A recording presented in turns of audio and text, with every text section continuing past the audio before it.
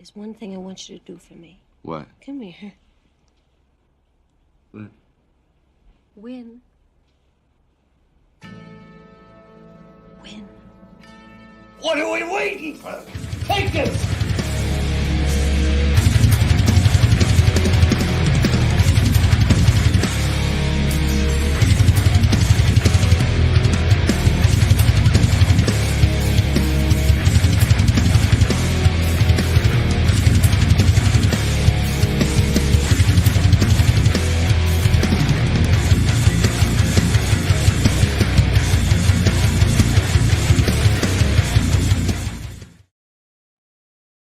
What is up, EoP sports fans? It's Wednesday night. It's 8:30. It's time for EoP. I'm Big Al. I'm Joe Shear. I'm Freddy Burns. And we got plenty to talk about, guys. And we're going to start right off with your Fighting Phils. They had an earlier game today, avoided the sweep, thank God. But I feel like we've said this a lot, Joe and Fred. I'm going to kind of just jump right in this. Is this the kind of game that galvanizes the team, maybe gets them right, or we just feel like we're going to go around in circles at this point? Well, I think this is somewhere to start from, something to spring off of. Okay. Going into Atlanta. Last year, it took a Bryson Stott walk-off to really, get the Phillies to right the ship and put some, more W's on the board, of course. And this could be it as well. Alec Boehm, another young guy, another spark in the lineup. He's been phenomenal at the plate all season. And, I mean, hey, not only did he get the walk-off win, we had a Trey Turner appearance with a 2-run homer to tie up the game 5-5. That could be the little bit of a spark that Trey needs to get back on track as well. So, I mean, again, I know we're going to get more into this. We have a stretch 3 series coming up, divisional games finally. Somehow we're approaching June and we haven't played, these teams yet in our division. But I think this is a very good this is the mojo they needed to get into the next series. A very tough, stingy Atlanta Braves that we all know and hate. Yeah, I mean, they're 23-26. It's not as bad as it looks, I guess you would say. It feels like they're 5-25 the way they're playing. To your point about Trey Turner, he also had the RBI the night before, too, to tie the game. Yeah. So, he's called himself out publicly, which I kind of like to see. Said I've sucked. And I mean, his numbers aren't terrible. They're just not accustomed to the guy we know. Like, I think he bats like 300 on average against lefties. This year he's batting 190. Yeah. Like, that's bad. That's just not what you're accustomed to seeing from Trey Turner. So I think more importantly, that's someone you want to see get going. What's concerning is you just don't know what you're going to get with the squad night in and night out. Like, you don't know what you're going to get with Wheeler. The other night they tie the game. You bring in Dominguez thinking like, all right, and then he's the guy that lets you down. You just don't really know. And it's concerning, but then you go look at the standings and you're like, all right, well, the Mets are 25-24. The Marlins are 24-25. We're 23-26, 6.5 games back in first place. Yeah. I guess you look at it and go, thank God we're not in the AL East. We would be hosed. Oh, of course. So, season be over. Mm-hmm. To your point, Topper in his press conference said, yeah, it's one of those games that you don't know why, but maybe it just springs you on to something. But I feel like we've had a few of those games already this year. The comeback, it was a Saturday night game against, who was it, the Cardinals or the Reds, where they had a huge comeback. And then we're like, now here it goes. They're going to sweep the Reds. And then, no, they lost. And then they go 5 in a row, and then they go lose 4 in a row. So, I don't know. Hopefully, it's the division, though, to your point. So they better at least go 500 to keep themselves in there. If it works out, take those 4 games in a row against the Braves. I'll be okay. Make it 5 games in a row and lose 5 games, and if 4 of them are from the Braves, I'll take it. Yeah. You know what I mean? I know the next 4 or 3 will be from the Mets. I'm not looking past the Nationals either, guys, because this team is, you can't. Like we just mentioned. You can't. But there's one more thing I want to bring up, involving this game directly. What the hell is going on with this pitch clock and the stuff with Rojas? Then a ball gets called on Kimbrel. What is going on here? So, you know what happened? Because I was watching it. I had no idea watching it. I heard the explanation afterwards when I listened to the press conference. So from what Topper said, this is ridiculous. So they said the first thing was Rojas was baiting Kimbrel, so he had like 1 foot in, 1 foot out. Yeah. So that's why he stopped that and called him on it.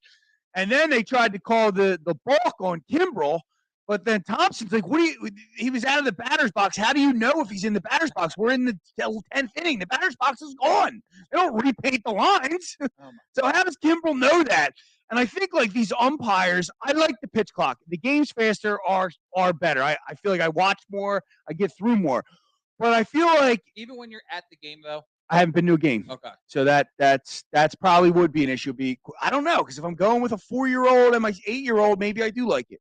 Yeah. But the days of going when I'm 25 and I'm you're drinking and partying the whole time, you like the length. That's where I'm at. But even still, most people I'm with. That's where I'm at. I'm going. But you'll stay to the end. Oh yeah. When it would go 9, most people that I go with, or I guess you would say we're friends that would go, either I'm the one holding everyone up because I want to stay till the end. They all want to leave in the 6th and 7th. They go get beers wherever. Even back in 2008, you'd sneak out the McFadden. So like, I don't know. But my point is, these umpires, all right, they've made the point. Like, they have to have like some common sense, like, and try to like have some wherewithal to like, hey, this is the situation. This is the letter of the law. But I can't call it that way right now because it doesn't make sense to call it like that. That's why you have umps. I mean, honestly, we could replace them with robots right now, right? Like, there's nothing stopping them from doing that. The only reason you have umps, the human aspect of it, is to make judgment calls that are in the gray area. Yeah, because the sure. robo umps will go by the letter of the law. They're programmed. If then this is how it works. Any other reason, it's you can't go around. So kind of go back, and it's funny because both the TV announcers and the radio announcers bring this up every time. Sometime one of the rules get a little wonky. Well, we can't give 10 seconds for Bryce Harper to put his brace on. And again, that should just be built in. They should have said that's built in. And you should be able to amend the rule on the fly. Like, not just Bryce Harper, but anybody coming back from surgery who needs a doctor medically approved required device gets an additional 10 seconds put on. The guy can't walk out to the mound, and the pitcher can throw a couple tosses to keep himself loose. Like 10 seconds. That's all it takes. How about the rosin bags when they stopped the game for that? Oh, yeah. Yeah. Or all you have to do is go. A distraction to the batter. If I was the Phillies, I would really make. But yet they're not allowed to have a foreign substance anywhere on their body, but they're allowed to use this chalky, resin. Like it's unbelievable. This is my luck. Well, I went to the game Friday night. The 10-2 loss. I believe that was the final. I had tickets for today, and we sold them.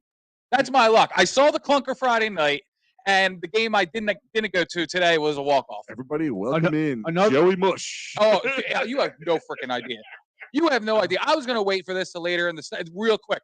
The Preakness from Saturday night. I bet every single horse except one, and it was the one that won. What's it called? National General or something? National Treasure. Every single horse that was running, I bet in one way or another, whether it was exacta or just putting a couple dollars on for the odds, every single horse except for one, and it was the one that won. You know what you should do, Joe? I don't know. Have you ever seen the movie with Brad Pitt? What was that? It's so bad. What's that zombie movie with Brad Pitt where like the Zombieland? No, it's over the whole Zombieland 2. The whole world takes Zombieland over. 7. They take over the whole world, but there's like a whole thing where the World Council says there's always one guy who does the opposite of what everybody else is doing. You need that guy to put your bets in for. Yeah. Like, go ahead, Joe. Your wife should be behind you. I'm going to bet on that horse. My wife just looks at me. She's like, "Why do you bet still?" I don't know. I get much like that. I've had that streak in my career. I had this guy, and my friends that are listening, they'll know. I'm not going to say his name, but he was so mush. So like when I was mush too. I wasn't great. I'm going on 3 years. I'd win sometimes, but like most of the time I lost. But on Monday Night Football, now this is back when you'd have to like call the bookie still. There was no like apps and stuff. We would talk on Mondays, and I would be like, "Dude, who do you like?" And he'd be like, "Blah blah blah blah blah," and I would just get what he would like, and bet everything I was down on the opposite, and get my money back like often. It was great, but it was kind of deceiving because like this person like legit thought we were having like a good combo, and I was legit like just trying to pay whatever bills I could and not be in debt. It's a thing, man. It's a thing. Like people, they say gambling addicts are addicted to losing, not the winning, because of the high and the Maybe lower that earnings. is my problem. Yeah, we like the winning too. It's just I think here's my theory on it. I think when you're on a losing streak or if you're losing a lot of money, your mind doesn't work the same way. Mm-hmm. And so you bury yourself in that hole. So like bets that like I noticed when I would make smaller bets, I hit them all. But then once I raise the money, or if I go up 500, let's say, on small bets, you're on fire, you're 15-0 or something. Then you start betting 100, and then your mind thinks differently because you start to get stressed. You outthink yourself, and then that's my theory on it. Because it's to this day, if I do 5 and 10 smaller bets, I win. Yeah. So that's got to be what it is. Your mind gets. And you know what's funny is it's not so much about the winning aspect of it to me. It's for me to have a heightened want to watch this. Like the Heat and Celtics series. I bet on game 3 and I actually won. But I did that because I knew I was going to be out in my garage having some beers and I needed something to watch. So let me throw, $10 on the game make it more and interesting. make it more interesting. That's my aspect of it. So if I lose, I think of it as, all right, I paid $10 to sit here and have a good time. Exactly. Yeah. And you won. And I did win that one. Yeah, exactly. I did win that one. So, but the ones where you're like, oh man, I just lost 100. I got, or I'm up. Let me go try to make whatever payment or make more or make something significant. That's exactly so then you lost 100, you went up, and now you're like, dude, I got to get that back. I'm gonna put then now you're down 100, and then you're going. So it's not that we like losing, Al. It's the addiction. It's the pressure. I didn't say like. It's the pressure. It's the addiction of it is the to make yourself right. Yeah. Like that's what they say. Like people are addicted to gambling. Not that you guys are gambling addicts. Oh, I am almost. The worst case scenarios were like that. It was just they kept losing and they got to make themselves sooner or later they make themselves right. Oh yeah. I can definitely sit here and say I do not have a gambling problem. Like not even sports betting, but like a couple weeks ago we were down the shore for the week and my father-in-law was down with us. And me and him, he went to Harris 3 days in a row. The first 2 days I went with him and I was playing blackjack with him. And I knew once I hit like a spending limit that I was done. Like there was no I got to rush to the Mac machine to try and, get back up this money. It was just, I'm out. I knew that this was the price I'm paying to enjoy the day with my father-in-law. Yeah, exactly. Exactly. Yeah. See, I can do that with like that type of gambling or roulette. Yeah. Sports gambling. I was playing both, yeah. With sports gambling, I don't know what it is. I know I get lucky when I'm looser gambling that way at a casino versus placing it. Yeah. Like I've done that. I played poker at a table. I was back and forth. I was up, I was down, I was up, I was down. I started with like $150. Well, you used to play Hold'em a lot, dude. I was in a lot of tournaments. I won a couple tournaments, like smaller ones, like $7,500 ones and stuff like that, but nice, decent ones. Wow. But the one time I was playing just a cash game, going back and forth. Ended up at one black chip left, I had $100 left. I said, I'm done. It's 2:30 in the morning. I was down there with our buddy Tom. Yeah. I'm like, it's 2:30 in the morning. I'm done. Let's just go get some sleep and we'll try over in the morning. Well, that put me on a heater of any heater I ever had. Because I'm walking up, there's a huge line at the teller to get my money back. I'm standing right next to a roulette table. I look over. So that's why they put them there. 33 black, $100 chip. No shit. One on this heater, $3,200 right there. And then the next day I played poker at just cash games. Mm-hmm. I should no reason to be in any half these hands. Couldn't lose. Just wasn't stopping. I was at a bachelor party. I was like, we got to go. I'm like, dude, I'm about to buy a house. Back off. Like, it was like the best night of my, that was like the best night of gambling I've ever had. And that hasn't happened since. But speaking of our Philadelphia Phillies, I know we got off track. So Ranger Suarez, second game back since his injury. 5 innings. I know. What the hell was I waiting for him to come back for? Well, I mean, guy hasn't had a chance to get himself right. I mean, I'm not going to throw him out just yet, but it does. We can't win. Like, in the sense, like Fred said, if one aspect, like the starting pitching's doing good, the bullpen suffers. The bullpen's doing good, the bats go cold. And it almost looked like that. The bullpen, like starting pitching, they let Ranger let up 5 runs. The next 5 guys didn't let up 1 run. Right. And it looked like going into the 9th inning, we were screwed. And in some tight spots. The way, I forget who came. Vasquez came in, I think it was. With the bases loaded and got 3 outs there? Hoffman got that, I think, was the one came in the bases loaded. Okay. I've been liking Hoffman. Mm-hmm. I've been liking what I'm seeing Hoffman with him. came in for Ranger when he got in his spot. Then it was Vasquez for an inning. He had 1 strikeout. Connor Brogdon went 1 2/3 inning. But these were 3 tough walks. spots. Is my point. It wasn't like they just came in and it was not making it easy. runners were on and they got out of the jam, which is like yes. But if you want to take silver linings from this stuff, here's your silver lining. Not that they just not lose the series. They came back in the 9th inning, which over the last couple months did not feel like that's possible. Alec Boehm has been slumping. Big walk-off win. Also had more than that. He was 2 for 5 with a run, and he had 2 ribbies. So I mean, he started it off. And then of course the Trey Turner situation. Trey Turner, I suck. I'm not doing good. Comes out and we're down to our last out in the 9th inning. It's what Stott was on base, right? It was Stott on base. We're all sitting there going, we're all just ready to hold our remotes up to the TV, ready to turn it off. We know that. To be let down, but that didn't happen. Trey Turner, this is like probably the biggest moment as a Philly for him right this second. Yeah. And so you got Trey Turner getting off the hump a little bit. You got Alec Boehm getting off the hump. Nick Castellanos has kind of slid down a little bit, still playing better than the other. Cody Clemens, I give him a little credit with credit too. Those are kind of things like good. Like I'm trying to find these and Bryson Stott. Let's just he's awesome. He's just been nonstop. Wow. Yeah, talk about the most consistent player. Next, maybe up until recently, it would have been him and Nick, but now people are comparing him to Chase Utley already. Yes, a guy named Michael better, Jack man. Schmidt. Michael Jack Schmidt. Shit. Jesus, man. Shots. It's almost. I almost called him shit. What man? Yeah. This is blasphemy. Oh, Best boy. third baseman in the game. It's the second worst flub on since the radio since our who was the new radio announcer? If you don't know if you can't, just stop. No, who's the new? I completely just blanked out on who just put the new radio. Well, we have no idea what you're talking about. Who's the new radio we can't announcer for help the you. Phillies? I don't know. When you blank out with a Stock, cool Kevin story. Stock? Oh, Stocker. Dickhead. The Stocker. Dickhead. Yeah, Dickhead yeah. Okay. Okay. It was Yeah. Good job, Joe. it's the Allen bobblehead doll. Bobblehead. Dick Allen bobblehead. The Dick Allen bobblehead doll. That is dude, so it was funny. hilarious. That was so funny. I think it was. They could not stop laughing. And they tweeted out. They said like, "Welcome to Philadelphia media." Like it's just like this is your defining moment. Right Yeah, here. but I mean to come back You're to hired. the pitching, like Rangers had 4 outings so far. He's given up 4 runs, now 5 runs. Something's got to give here. Back to the pen. That's kind of what I was going to lead to because last year he was in the pen as a relief guy, a setup guy. Then he was the closer. Then he was thrown in as a starter. Then he's hot in the playoffs. So we expect him just to come back and be this number 3 guy that he was in the playoffs. And he is coming back from the inflammation of the elbow. Maybe he's not right with that yet. Give him a couple more outings. But the other day, I mean, what we saw out of Dylan Covey, however you pronounce it, was really good. He ate up some innings like they all helped.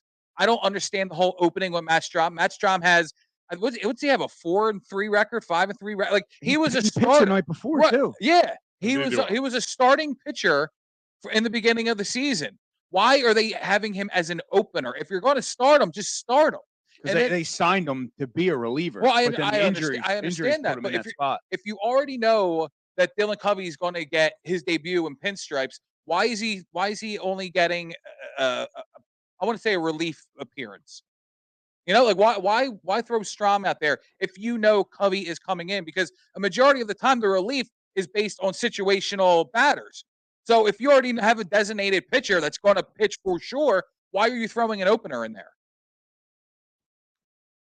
I don't know. Opener. These managers love openers. Yeah, I don't get it. Larry Anderson and Kruk hate them. But I don't understand. I understand the opener, but I don't. You know what I mean? Like why? Like to your point, waste arms. Yeah. Like just put the guy in there, and if he's doing well, let him keep going.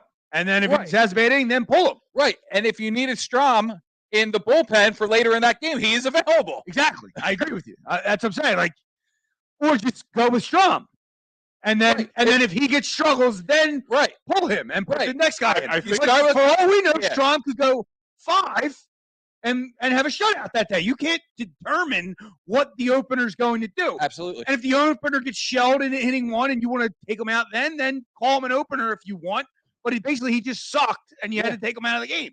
I hate it actually. And now that I'm getting myself fired up over it, it's It's about to asinine. explode. It is. If Dylan Covey's going to play, then start him. And then if he gets into some trouble, then you throw Strom in, because that is the role you want him in anyway. Instead of just it's automatic. Oh, okay, you're automatically out. You're throwing a no hitter. Let's say he was throwing a no hitter. Oh, nope, you're the opener. You're out after hitting 3. Next guy, it's like these complete game no hitters happen that way. I guess they do get a no hitter, so it does work. But I don't know. I'm with you. With the holiday weekend coming up, and it's not going to be able to go see your team in action because they're going to be away. But when they come back, you're going to get those hard to get tickets. And Joe, where do we go to get those hard to get tickets? Sherry'sTickets.com. That's absolutely correct. Sherry'sTickets.com. Family owned and operated since 1946. Check out the great promo code EoP10 and save yourself an additional 10% off that already great price that has no hidden fees attached to it. You heard that correct. You will not get bamboozled at checkout. There is no fees. So enjoy that. Bamboozle. People should use that word. I think that's a nice word. That's a word that needs to be a nice word. In rotation. Should we change that to the promo code? Bamboozle? Yeah, spell that word. Total spelling issues. Yeah, right. I'm not getting with 10%. Do you know how to spell bamboozle? Yeah, you got we'll that just one short down? it to booze. Now we're talking Joe's. BOOZE. That's right. But I'm not worried about Ranger as much. I mean, this is Lily. You aren't at all like that. Like he just nailed you all the runs he's given up, and he's not aesthetically pleasing to the eye as the way he's throwing. I mean, the velocity's not up there. I'm not worried. 2 games. He's been back for 2 games. 4 games. 3. I'm 3 or 4. Games. I mean, like I said, progressively worse. Let me rephrase that. I am worried, but I'm not like all right, throw him out. Like I'm not ready to throw him out type thing yet. Like they are hurting for starting pitching. That's just why he's still in there. They need starting pitching. And even Rob said it earlier in an interview today. He said, we can't go out and buy some. We can't trade because right now, if we trade this part of the season, it's going to cost. Oh, yeah. You're going to be paying top dollar for not so top dollar talent. And then where are we at? Right here with somebody else that we spent a lot of money to get.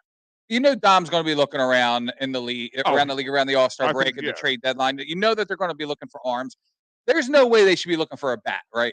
There's no way they should waste a prospect on a bat, right? A bench guy, utility guy. Because in my eyes, I understand that runners in scoring position have been awful, absolutely awful. But this lineup 1 through 9 to me is the best product you can put out there. What position, what guy are you going to come in? Like, you're not going to get a guy to replace Schwarber or Castellanos or any of the young guys. Sosa's playing well. Clemens is playing. Like they already have the guys for the offense. It's just they have to produce. If they have to go out there and just get pitching, and I'm almost to the point where it's not so much the bullpen. I think Kimbrel's been pitching better, which is a surprise to me. And it has to be. 3 weeks ago, I was asking if he was cooked. I know. I mean, it has to be a starting pitcher that they go out and look for. Oh, right now, yes. Your shop. I almost don't care if they have to spend a little bit more to go get it right now, because this is a win now team. Yeah. Well, I'm sitting there. I'm like, right now, your shopping list is what it is. If Aaron Nola and Zach Wheeler go back to their normal, pitching routine, that's fine. If Ranger finds himself, we're doing better now. I don't think we're going to see Painter. I'm not counting on him at all. I thought he was going to be back earlier than is what's being reported. Jamie told us last week that there's a chance that he doesn't pitch at all. I thought he was going to come back much like a Bryce Harper type timeline, around the All-Star break or a little bit after. But if they're telling him to get to Tommy John, he ain't going to be back at all. No. I think he's probably out next season too. And who's to say we can count on him? Why would you throw him into a Major League Baseball thing with coming off the injury? I almost think it's like for the future of Andrew Painter, like let's just let him chill down there. If he does come back, great. Let him stay in the minors. Let's come back next year. If you're looking at just a year, I mean, if it's 18 months, that's 2 years now. Right. That's the thing. If he gets to Tommy John now, or he's out next season as well. Yeah. Or at least a good portion of it. And I have a feeling they're trying to see if they don't need to. That's why I think there's no. Well, obviously, or they would have done it already. You know what I mean? But to your point, yes, I agree. The starting pitcher is what we need to trade for. And Taijuan Walker, who's pitched better the last 3 games, I think they overrated that signing, like to be more valuable than it is. And we really don't have a 1 right now. I know Wheeler's supposed to be the 1, but he's not pitching like a 1. We're not going to have the Nola conversation, but we know he's at least a 2 or 3-ish guy. Walker starting tomorrow. Now, you know what I mean? So, like, that is the main thing. And the bats do have to produce. Like, Trey Turner has to be the guy. Sure. Like, that is the guy. Like, that is the difference. Harper's got on base. I've seen him get on base with 2 outs, make hits. You know, Stott's there all the time. Castellanos is playing well. He's not hitting the long ball. He's not as clutch, I guess you would say, though he has had a few good RBIs in good situations. Schwarber stinks right now. He does stink right now. Stinks. So, like, to the point, like, he's unplayable. Like, he can't hit righties, or is it lefties? Yeah, he can't hit righties at all. and he's an out. He's an automatic out. Yeah, it's funny. It's funny you say that because we were talking about him specifically weeks ago, saying, like, if he wasn't so likable, we would be tearing this guy a new one for the way he's been playing. And that was weeks ago we were talking about it. Now here we are. And it's still the constant. It's still the way he's dancing playing. On My Own, the Schwarber Fest. Like, that's still like people are just kind of like, oh man, I don't want to upset him. Like, I really like him. Like, I don't. That's what I mean. We're on eggshells, but I'm not. I'm like, my wife loves him. There's a reason why he's bounced around from team to team, and I didn't realize this. We're the first team that he's really played as a starter every game. Like the other teams, he would be platooned against righties. Where with us, he's playing. So, like, his batting average coming into us was like, I forget, high 2s or whatever, 276, 283 when we signed him. But he didn't bat against lefties. True. So, like, now that he's batting against both every single day, of course his average is down to 201, whatever. I know, and you have to look at last season too, because his batting average wasn't great. No, but he still led the National League in home runs. Like, it's hard not to put that in your everyday lineup. And when the homers aren't falling, though, it's a problem. And thank God they finally started to move him down the lineup. Yeah. But I mean, is that a trade piece to get a pitcher in here? Is that someone that? Well, then we better stop bad-mouthing him in the media. We better stop playing him. Yeah, sure. Because if you have eyes, you are not giving much up anything for his loaded contract. And this is why they should have traded Rhys Hoskins in the offseason to get a pitcher. Like, he got hurt. I know that, and it's done now. He's gone. He'll never be a Philly again. Maybe he comes back in the playoffs, like Schwarber did for the Cubs, if we get there. But we're not even thinking, like, we don't even make the playoffs the way they're playing right now. So, like, we got these, like, that asset's gone, and now Schwarber, I'm like, if he can get on a run, like, does a team that needs a bat or a platoon player, this is the last year of his contract, right? I think he's got one more. Wasn't it a 3-year deal? Was it a 3? I thought it was 4. Who? It might be. I thought this. It might have been a 3. It might have been a 3. Him or Castellanos. One was a 3. He was a okay. Then it was Schwarber because Castellanos is a 4-year. Yeah. Then it's a 3. That even if not, though, if there's one more year, let's say, like, that's a guy of value on a team that's contending, but then a team contending is not going to send us a pitcher back. So yeah, like, see, I don't think they'll trade him because he's too damn likable. I don't know why. It's just there's something Schwarber's about a 4-year him. deal. That's what. Yeah, Schwarber's a 4-year deal. Okay. I think then that's unlikely. But because Nick got 5 and he's 4, right? Oh, I knew. Just know that there's a year difference in the two. Okay. I was going to say because when you're saying 3, I'm like to piggyback off your Taijuan Walker observation, like a little bit in his defense is like he was never the guy in the Mets. Like maybe it was just us overhyping him. Because I think the Phillies overhyped him. I think we were kind of like, I don't know. Nah, well, he's good. I was looking at it. This is his MO. His whole career. But with the signing, we in our eyes, in our rotation, we're going Wheeler, Nola, Ranger before the elbow, Taijuan Walker. He's a number 4 rotation guy. Like, were we expecting him to come in and just blow the doors off? Good point. I guess we expected him to do what he did the last 3 outings. Right. Which is fine if he wants to do that. That's what I mean. Like, maybe it's just us that overhyped them. Of course, the Phillies are going to overhype them. It's their new acquisition. They want everybody to get on board. Us, we bought into it. Who was our 5? I just feel like they went Bailey into Falter. it. Oh, man. Or I guess they thought it was Andrew Painter was their 5. Andrew Painter was their 5, and I think with aspirations of moving him up from 5 to 3, 2 or 3, 3 or 4. Like, people did say that. I really right. And then if Painter moves up to 3 or 4, you move Ranger back 1. Then Taijuan Walker's your 5th starter. I think the Phillies took a giant kick in the groin when Painter went down.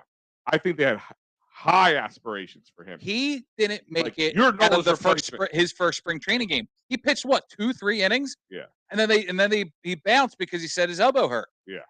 He made it 2 innings, probably fully. Third inning he was out. I don't even know if he made it 3. To be honest with you, Not exactly sure. I just know that it was about 30 pitches, and then his season was done. Just I'm looking ahead here and just looking at the Braves matchup for the weekend. Now they have. I love it. For some reason, I don't know why the Braves have not announced who they're pitching tomorrow. They have the rest of the weekend announced, but it still says to be determined. Mm. But Nola starts tomorrow, and then the Friday matchup is. These days are going quick, man. Yeah. I feel like Nola's always pitching. Yeah, it feels like, right? Walker versus Schuster. Must be that pitch clock. Yeah, right. And then Wheeler versus Charlie Morton. They're going to go with an opener tomorrow. They're just trying to figure out which one. Yeah, right.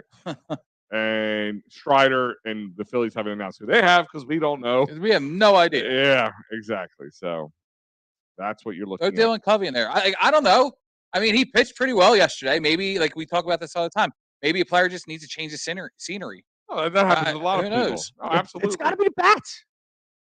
Like, they got to pick it up. They got to pick up. We need 7-8 runs a game. Like, this lineup is built to do that. know. And you 5 don't cut it. and you make it 5's good. It should win you most of your games, but it don't cut it. This lineup is supposed to be awesome. Well, if you you're make pitching a lights good out, it point does. too because Right. But the team is built For the Yeah. offense. hit For the offense. offense. Yeah, absolutely. and then to make a move at the deadline for pitching if needed, Yeah. which looks like But it's going to it's be the needed. case. But how much looser would Wheeler and Nola be if the bats are hitting? Where you're not worried about putting up 3 less runs in every other game.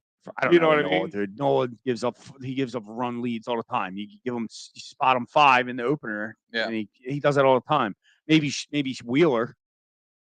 It's Nola, just you don't know annoying, it, Nola. Then Nola will come out and throw like a 2-hit shutout. It's just so Complete annoying game almost. how the pitching just gives up so many early runs. Like I wouldn't even have so much of a problem with it if it was 1 run to here, 1 run the next inning, 1 run the no. next. Like, but 4. when you're in the Yeah. first top 2 innings and you're down 3, 4, 5, 6 nothing, Dejecting. it takes the complete wind from your sail. And then you're Right. always fighting to come back. Yeah. And you then see that. and then in a blue moon, they do come back. Like they came back 5 runs today, and 5-3 tied up, and then the walk off. But like last night, they get the run back. I'm sorry, they tie the game up, and then they give up the run right after immediately in the next inning. What the hell is going on here? Well, I mean, and The bats have been better, I guess you would say. The Yeah, runs are. I think so. Yeah. Yeah, you're right. Well, and it then we had a has- 10 it's spot the other night. Yeah. You know, it's consistent. besides the one you went to, that was the. Yeah, the other Conquer. team had the 10 spot. No, in fact, I think they had 12. Yeah, you're right. It's the consistency that this team, I think, is the most mind-boggling. Yeah. Like we said, if it's not the bats, it's the starting pitching. It's not the starting pitching, it's the bullpen. If it's not either one of those 3 things, it's the defense is booting the ball across the field. Something stupid. Like with Bryson Stott, like he's been great, but he had that error 2 games ago where he booted the ball, and like you're not gonna get mad over it. It's the second error of the whole year, but Sometimes it's just like these things keep happening, and you can see it. Like you can see it in Alec Boehm when he comes about, or Nick. Like I think Nick Castellanos is kind of having some old bad habits creep up on him because they're trying to force things to happen because of the struggles. Because the other it only takes and we've said this before, like think about when Reese Hoskins was hot, this whole team tended to go with him. I mean, Bryce Harper has been playing well. It's just there needs to be, and I think Trey Turner needs to be this guy. It'd be nice if it was Kyle Schwarber too, but Trey Turner, if you can get a couple of these guys hot, the rest will fall into place. I think we're being a little too harsh on Nick Castellanos. I mean, Considering what we saw last season out of him, where we all went into the offseason saying it's got to be a bounce back, season for Nick. I actually think he's been playing really well. No, and defensively, I mean, that's another thing that people don't really look at. But I mean, Dude, he worked his butt off too. Yeah. His plate approach is significantly better. Like, Yeah. remember he was swinging at everything last year. Like it was just like me in Little League. Like swing at the first 3, one of them will be a strike, and I'll make contact. The ball left. Except he was hand, actually striking out. Yeah, there was a stat last season, and don't ask me what it is, but I very much remember hearing it. It said that Nick Castellanos was the leader in aggressive first pitch swings. Yeah. And like it was like heads above every They head showed and that shoulders above graphic everybody. Yeah, it was like World 200, Series. pitches or something. It was something It was- insane. yeah. They showed A-Rod, that I think, during the talked World about it Series. on the That ESPN. must be what it telecast. was. No, it was World Series too. They showed that graphic on the bottom of the screen that he was like 100 times more. That was like Yeah. it was a ridiculous. Well, we'd be number, yeah. watching it like, come on, take it. And Oh, yeah, he took 2, like a couple times in the world. You're like, all right, 2-0 count. Yep. And he would swing the next one. You're like, When he's relaxed, you can see you see the difference in the swing. Like when he's swinging, when he's not relaxed, he looks like he's trying to swing a Mack truck. Maybe if he buttoned up his jersey, maybe he actually make more I think contact. the ladies like it, dude. I don't get it. I think the ladies. I'm sitting there watching. I'm like, I don't need to see, almost your nipples. Like button up the jersey, buddy. He's cool. He's relaxed. So He's the- Italian. the Hey, girls- hey. The girls want to see the nips. Jesus. Hey. Hey. But guys, remember, we've talked about defense, and a good defense, you find David R. Cherry's your man, 610-565-0300, cherryinjurylaw.com. If you get hurt at work, motor vehicle accidents, personal injury, criminal law, you name it, he's got it. He will take care of you. He will fight for your rights. David R. Cherry, 610-565-0300 or cherryinjurylaw.com. So we're going to change gears here. Actually, I have 2 more things I want to bring up for the Phillies. Shoot. Number 1, the dog night, where everybody brings their dogs. It's a West Coast thing, too. Does it annoy the hell out of anybody else but me? It's funny you say this because it doesn't annoy me as much. But I was talking to my wife about it. I'm like, you gotta think there's some like legal ramifications to this. Like, what about a dog gets loose and jumps on the field, Sure. or bites somebody because they have a hot dog in their hand sitting in front of them? Because like you're in the stand, somebody's right in front of If you. I had tickets, sitting next to somebody with their pooch on their lap, I would be so annoyed because hey, what if I have an allergy? Then what happens? Then you don't go to the dog night. I mean, I just wouldn't go to dog. No, I That's fair. What if I have season tickets? What if and you'll probably sell them to someone who has a dog. Yeah. So No, like, but maybe there's either way, I yeah. think it's very maybe annoying. at some point dogs will evolve It's a and get to- jobs and actually pay you for them. Yeah. But I'm with you though. I don't. It's a total. What West is Coast the thing. dog doing? Like the dog doesn't care. Like if it's a service dog, 100%. I get it. Ah, yeah. That's any game, Yeah, right? absolutely. But- Anything ever. But it's just like the dog does not care. They're not going for a walk or on the field or I guess after the game, do they let them? I have no idea. But like, Dogs walk What? bases. do they do? I don't know. They, Yeah, they if the might. dogs just shit on the field. They wouldn't want that. Like, Yeah, that's they true. probably would. But like, Yeah, yeah, the dog thing. where does Get- the dog shit in the get game? rid Is of it. there does that was the my dog question, shit too. like Do they have wherever? do they like stand selling doggy bowls with kibble in it, And or then like the sausage- Phillies hat where they put the ice cream or sausages or something Yeah. like that? or dog ice cream. I don't Bacon- have a bacon dog, strips. and I'm sure there's like an avid dog person that we Hates should us right we now. should have had a dog person on the interview on this. I'm with you. I saw a tweet on that. I know don't dog get it. people, but I just I don't get it. Like my sister and her husband, dog people. Yeah. I don't see them ever taking their dog to a Phillies game. Why would you want to? Like you're like I take. I'm there to you watch take a your- baseball game, not taking care of my dog. Like some people's dogs are everyone's dogs is an extended family if you own a dog. kid. And if you don't have a child, it's like your kid, but like it's to many people, which is totally fine. But you're not when you bring your kid to the game. For the most part, you're teaching them balls and you're Yeah. showing them the game. Like you're not teaching the dog how to play The other the game. problem I don't. with it is the other problem with it is How's it and I'm- enjoyable for the dog? And I'm not- That's the whole thing. Like, how is the dog enjoying this? They're Right. in a crammed seat, it's not about the dog. or dude. they walk For the around person buying the ticket. in a You ice have to buy cream the cone dog? shaped stadium. Wait a minute. You have No, to buy the dog a ticket. I don't know. I don't think so. I think the dog comes with the ticket. The dog comes with a ticket. I mean, I don't think Well, so. where does the got dog sit? On your lap. Now, okay. Just like when now You got a huge Like when German you- Shepherd, and that Yeah. dog sits on your then lap. you have to buy a ticket for the dog. Screw this. And you know what? And this better not be like, oh, puppies get in free if they got to buy tickets. You know how like Kids. kids under 2 under can come one? in free. Yeah, Yeah, this isn't no puppies get in gotta free. pay. Okay, Puppy's gotta if the pay. dog's got to have a ticket to get in, then so do puppies. Okay, this isn't ageism. No, but here's the thing: is, and I'm probably going to piss What off just a lot of people here who bring their dogs to the game. All the people who bring You their know somebody who brings their dog to the game. No, but I'm just saying, anybody who's listening who brought their dog to a game or do a bark at the park type situation, like I said, it's a total West Coast thing. It's something that they've been doing over there for years. But the people who do that are the people that shouldn't. And what I mean by that are the people who just like treat their dog like their kids. Like, yeah, go ahead, run around. Okay, go to the bathroom, go do your own thing. Like, they don't pay attention. Like, They should not The bring people on the West Coast the too, last- though, the last- have their dogs in like designer bags and stuff. Well, Like, not it's their a part of their Dobermans. apparel. That's our dope. Like they're big dogs. No, You don't know. They got miniature pinchers and stuff like that. They got miniature dogs that they do we're stuff with. off the beat path. We really are. The second thing is I'm assuming you guys watch the post game, most times with Ricky Bo and Michael. Is Ricky Bo starting to rub you guys the wrong way a little bit?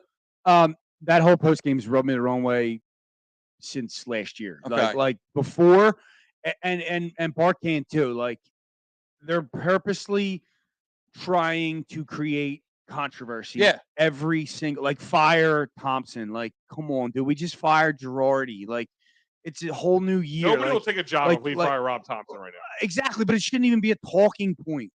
And Kruk said, it's not on the manager, blah, blah, blah, blah. Last night it was, yeah. And then Ricky Bo's like, I know he's right, but it's the whole team and it is on the manager. And it's kind of like, all right, you're on 97.5.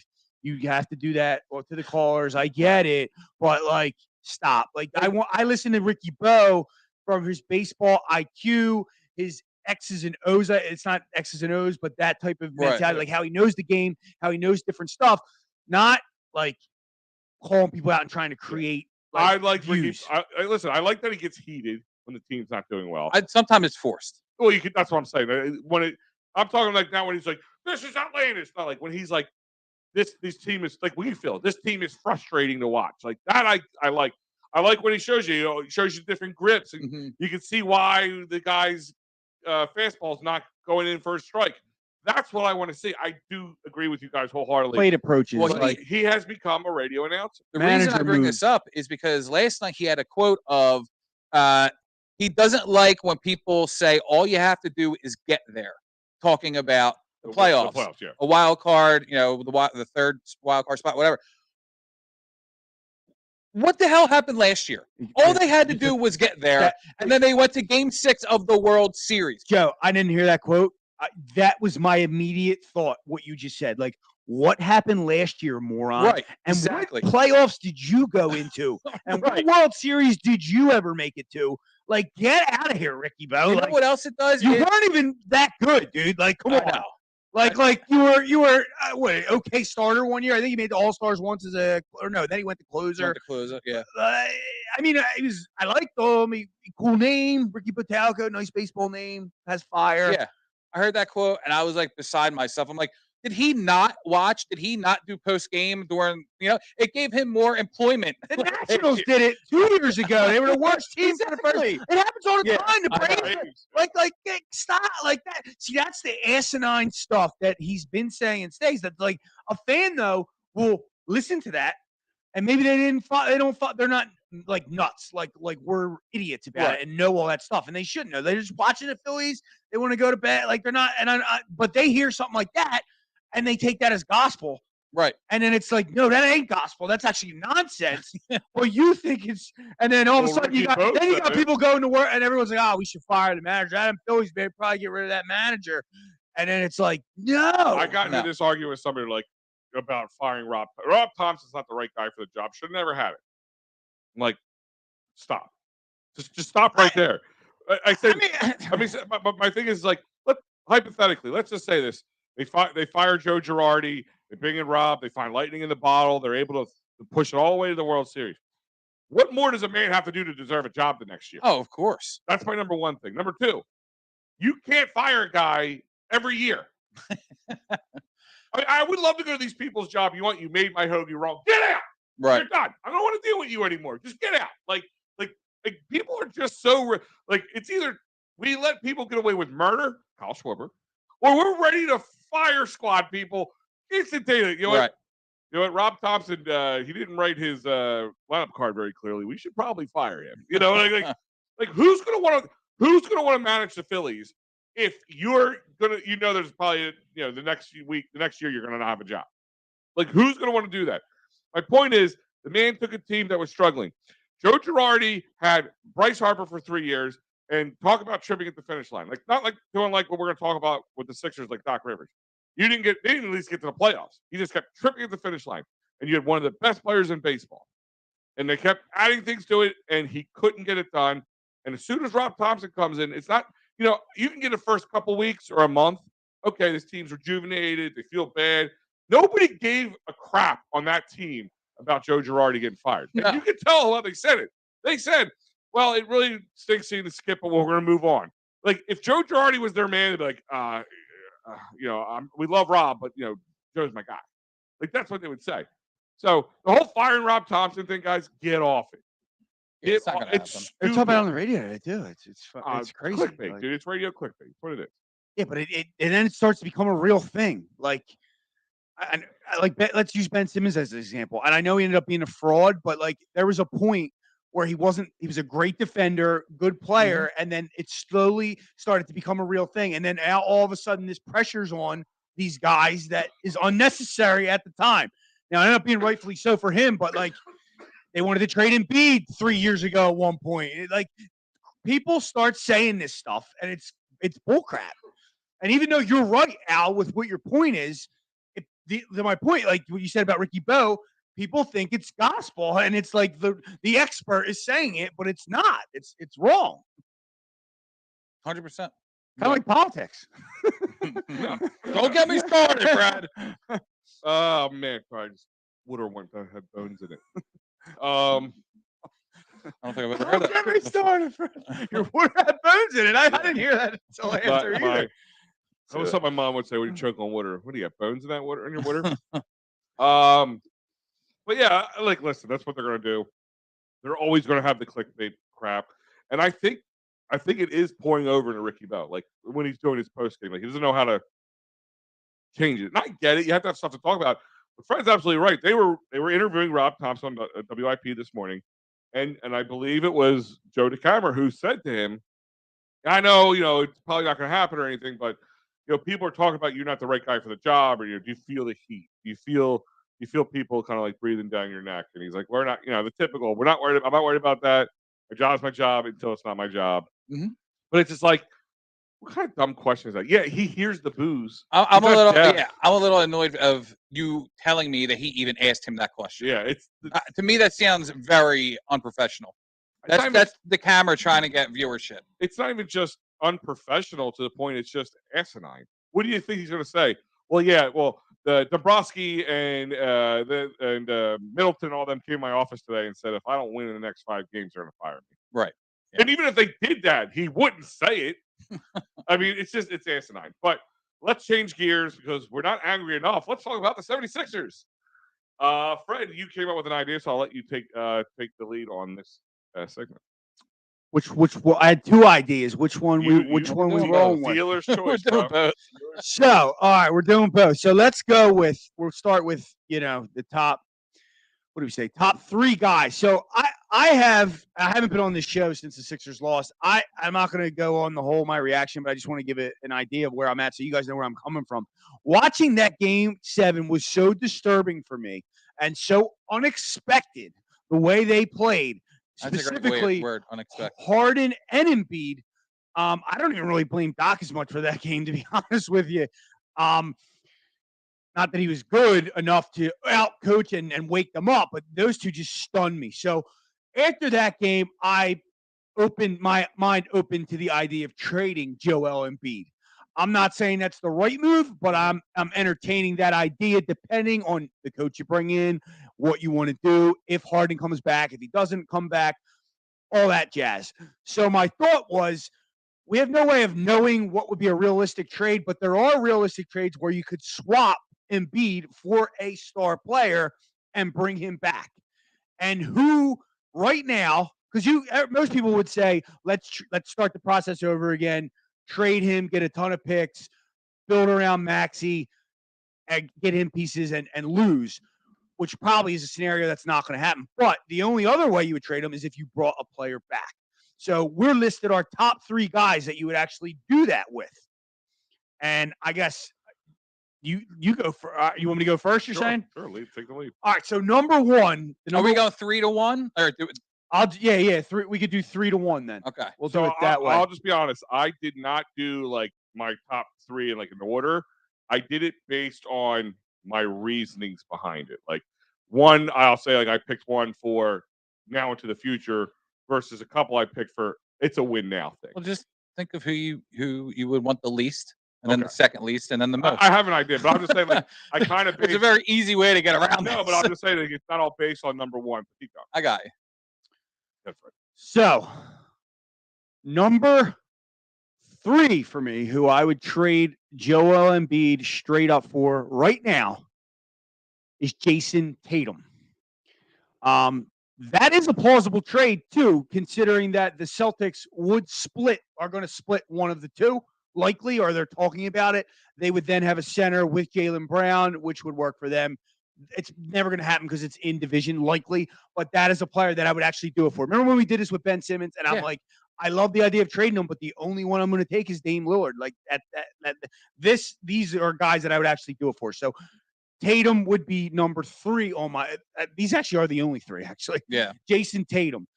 Number 2, and I think that would fit well with Maxey. You'd have a slasher, then you have a guy that could set up, and then you would add from there. Go find a non-traditional center that can protect the rim, and go from there. Number 2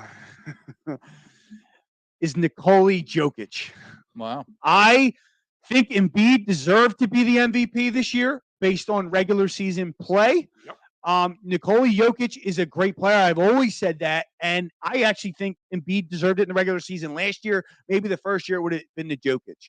But watching Jokic, besides on a late night on a Wednesday when I have some money on it, and watching him in this playoffs has been even, more eye-opening. His defense is not good, but you can replace that with defensive players. We're in a league now where the traditional center on the block, and Embiid won't even go on the block sometimes, is not the thing anymore. It's just not.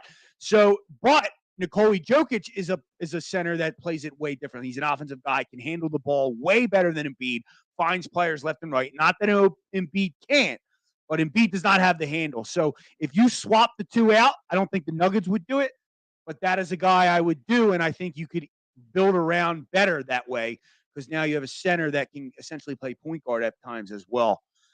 And then I just want to thank you for not calling him the Joker. Yeah, I kind of don't like the nickname. I can't stand it. He doesn't really joke around. He's so likable. So is the other thing. Yeah. I think it's because the way people pronounce his name is how I got it. It's not anything about being a funny guy or anything. I just think people pronounce his name. It's hard. It's like, call him the Greek freak. Because to be honest, it's too hard to say. So I'm going to do this. I'm not a nickname person. That's just me. He's very likable as well. Jimmy Bucket's a lot. Like they even, not really. Huh? They even entertain. Maybe for a post. They even entertained the like. They asked him about it, and he like gave Embiid all his props. You know what I mean? Which is like awesome. Like because Embiid gets asked that question, and he goes, "Oh, Joel's a good player," but then he's like, "But you know what I mean?" He always teeters on the line, like you could tell he's kind of pouting about it, which always annoyed me about Embiid. Like, there's this little pout, and it shows when he doesn't show up in games. There's always that part of Embiid that you kind of ignore because you want him to push that through that hump, and maybe he does. Maybe he showed signs this year. Maybe he goes next year. Anyhow, that's why Jokic. And then my number 1 guy that I would trade Joel Embiid for is Luka Doncic. I think he's a great young player. What's crazy is we probably could have traded Ben Simmons for him in that draft if we wanted to. We wouldn't have known, you would have probably been up in arms about it at the time. But if we had a GM that had a vision and saw what could happen, that would have been remarkable. I just feel like you would bring him in here with Maxey. And, you get through that Tobias contract, and then they are 3 trades that I would actually do. Outside of that, I just want to say that for just to have this on the record, I think the play is keep Embiid. If Harden wants to come back for 1 year, great, do that. Do not pay him a 4-year max. Mm-hmm. And then wait a year. And then 2024, Tobias is off the books, and now you have Maxey, Embiid, and money. So. I'll go next, just because I don't know where the hell Al's going to go with this whole. I got it. I mean, can I take a shot at you real quick? How many ways did I have to explain this? No. What the hell are you talking about? The dream team? I purposely just stayed out of it earlier. I was like, dream team? I'm in my office trying to work. Maybe it was an autocorrector. You can blame it. Look at my text. I'm like, what the hell is going on here? Like, I tried to dumb this down as much as I could for you. Anyway, I actually put players in. I said, when I first thought you said a 3-player trade for Embiid. Like I wasn't sure you said 3 players, and I asked like teams in the NBA right now who you could actually trade with versus just a dream trade that probably wouldn't happen. That's what I was asking. You put dream team. Yeah, it must have kind of been busy at work. For the record, I knew exactly what you were talking about as soon as you said it. I was just making sure I was clarifying. Wanted to clarify it. My number 3, I will admit, I cheated a little bit. But the reason I did it is because I actually think that this is realistic. You guys can help me for it. It's fine. Bam Adebayo and Tyler Herro. I can see Embiid going to the Heat and the Sixers getting those 2 guys. And the only reason I cheated is because I think that's realistic and that's something we could actually see. I don't think that's. I'm not saying I agree with it. I'm just saying I could see it. And then if they throw a first-round pick in this, they would have to throw in like 6 first, 5. They would have to do something. I mean, Rudy Gobert went for like 3 or 4 in your division. Yeah, in your division, and putting Jimmy Butler and Joel Embiid back together again. Yeah, you're gonna have to give up your like firstborn child at that point. My number 2, to Fred's number 3, is Jason Tatum. I like Jason Tatum coming out of college from Duke. Watching him in the tournament. I personally think that they should have screwed Danny Ainge and just pick Tatum anyway at number 1 and not Fultz. You're the Boston Celtics, our most hated. Screw you. We're taking your guy. It would have been the most gangster move ever. But again, he's 25 years old, and when it comes to trading Embiid for a guy who can come in and match his production. I mean, Tatum's averaging 25 to 30 a game. And then, I mean, really, Paul Reed, I just have him start at center. He's a rebound machine, even on the offensive side of the ball. So I would even have no problem with, Paul Reed being our starting center and Tatum. Plus, I think it would be so fun to watch him and Maxey. And my number 1, and it stays true to this, and maybe it's just because I'm such a fan of this guy, it's Dame Lillard. He's 32 years old. Embiid will be 30 in March, towards the end of the next season. But if we only expect Joel Embiid to be with the Sixers for another 2 or 3 seasons anyway, then I would rather take Dame Lillard for those 2 or 3 seasons, even at an age 32. Because again, you're getting the production on the offense, and watching him with Maxey, that is a dream scenario. My number 1, Dame Lillard. Cool. The only thing I would say with that is Lillard hasn't been able to do it with another guard. So I just feel like he needs, I don't know if Paul Reed's that guy. He needs another star too, where like, that's the only thing, but he's awesome. Yeah. He's awesome. And maybe in the East, he succeeds even more, Here we go. Is it my turn? Okay, you guys. God. I just want to make sure Are you going to like name like Larry Bird, Michael Jordan? I thought you meant the dream team. I got Wilt Chamberlain. So I was tossed for the 3rd one because I'm looking at the youth and trying to say like looking for the long term. That's what I was saying. Long term versus by winning right now. Mm-hmm. So looking at the long term, I actually went with Morant. And he's not even in the league right now, bro.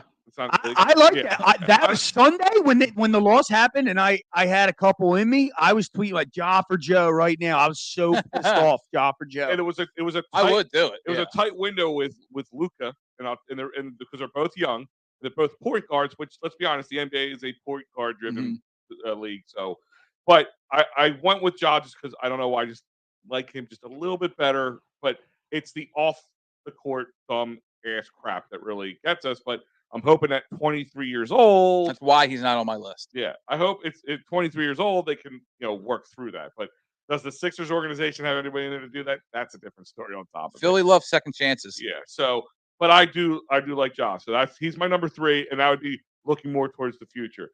My number 2 is the Joker. No, the Joker. No. 28. I mean, he's heading to the finals. He always seems like his career is like a couple steps ahead of Embiid. Like he got a couple MVPs. Okay, now Embiid got it. He's going to the finals now.